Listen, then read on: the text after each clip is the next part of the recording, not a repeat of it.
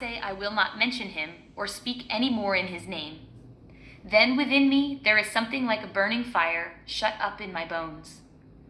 I am weary with holding it in, and I cannot.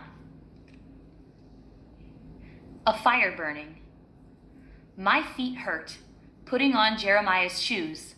My eyelids drooped with weariness, looking through Jeremiah's eyes. My thoughts were heavy, carrying Jeremiah's burden.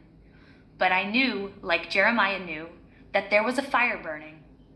And though not every word promised sweetness, promised happiness, I knew they were your words, my words to hear and speak, and they were my relief, the only joy worth having. Though I tried to escape, through the night was dark with curses. It was you, Lord, who promised, who denied the impossibility, who saw beyond our feeble sight. And when the light dawned on the darkness of the empty tomb that day, when Jesus, who died much like Jeremiah, was raised from the dead, I saw it with Jeremiah's eyes, your fire burning, your word, your life, filling up my weary spirit with irrepressible light. For reflection, have you ever experienced Jeremiah's reluctance to speak the truth? Compose a prayer asking for Jeremiah's help at such times. Matthew chapter 1, verse 18 through 20. Now the birth of Jesus, the Messiah, took place in his way, when his mother Mary had been engaged to Joseph, but before they lived together, she was found to be with child from the Holy Spirit. Her husband Joseph, being a righteous man and unwilling to expose her to public disgrace, planned to dismiss her quietly.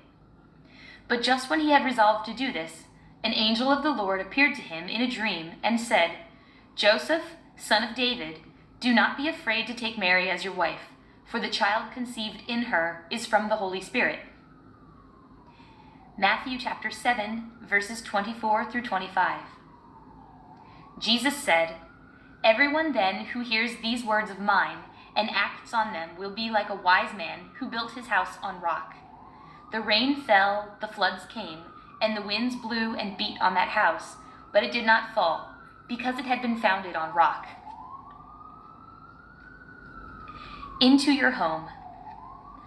I wonder if when he talked of foundations, splinters, beams, cornerstones, it always made him think of the carpenter who taught him about such things, of you, and your calloused hands showing him with what work building kingdoms began, because without you there was no beginning, no home for him, who would have seemed an illegitimate child to a too young mother without you.